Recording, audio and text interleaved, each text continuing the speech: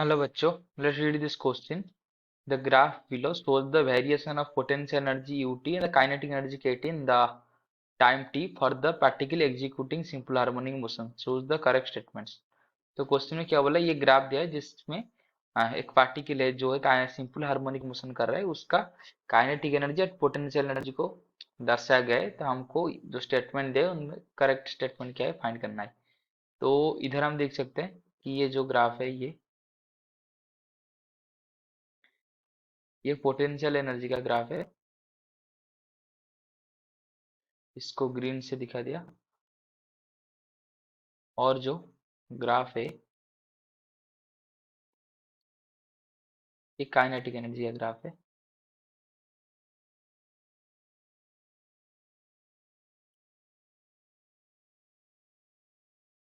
ये kinetic energy का graph हो गया। तो अगर स्टेटमेंट को हम देखेंगे तो फर्स्ट स्टेटमेंट क्या बोल रहा है, the time period of variation of potential and kinetic energy are same. तो वो बोला टाइम पीरियड दोनों का सेम होगा। तो उसके लिए जो की कंसेप्ट है, तो की कंसेप्ट क्या है कि जो टाइम पीरियड होता है, टाइम पीरियड क्या होता है, is the time after which same motion या सेम एनर्जी इज रिपीटेड। या जिसकी टाइम पीरियड की बात करें, अगर मोशन की टाइम पीरियड की बात करें तो एक पर्टिकुलर टाइम इंटरवल के बाद ये मोशन रिपीट होगा। एनर्जी की टाइम पीरियड की बात करें तो एक पर्टिकुलर टाइम के बाद वही एनर्जी का वेरिएशन रिपीट होगा। तो ही बोलते हैं इसको टाइम पीरियड। तो इधर अगर हम ध्यान से देखेंगे तो मान लीजिए इधर जब पोटेंशियल एनर्जी इधर मैक्सिमम था, तो फिर इस टाइम पर यानी कि टी इधर आ गया t/2, इधर आकर फिर मैक्सिमम हुआ, तो इधर t/2 में ये फिर से वही पोजीशन को आ गया। यानी कि फॉर पोटेंशियल एनर्जी अगर टाइम पीरियड लिखेंगे,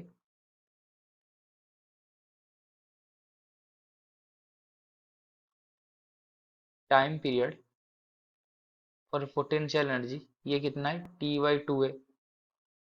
क्यों? क्योंकि इस t/2 टाइम के बाद वो फिर से वही वाला ग्राफ रिपीट हो रहा है इधर।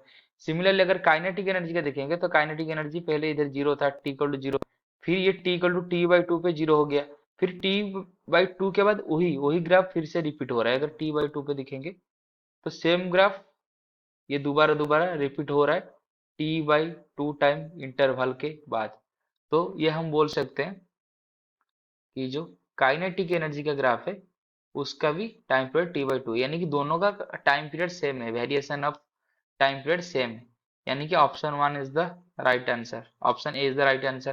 तो total mechanical energy, option B बोला है total mechanical energy maximum t=t/2।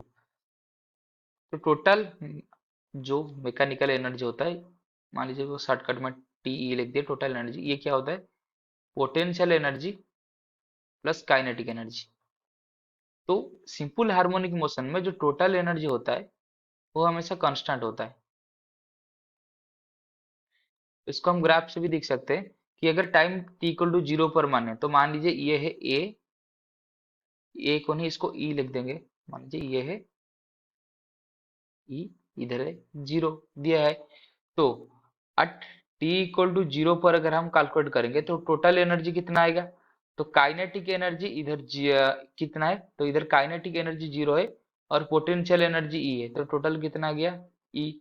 Similarly अगर t/2 पर दिखेंगे तो इधर टोटल एनर्जी कितना आएगा, तो टोटल एनर्जी इधर में भी आ रहा है, kinetic energy zero and potential energy E, तो टोटल ई आ रहा है।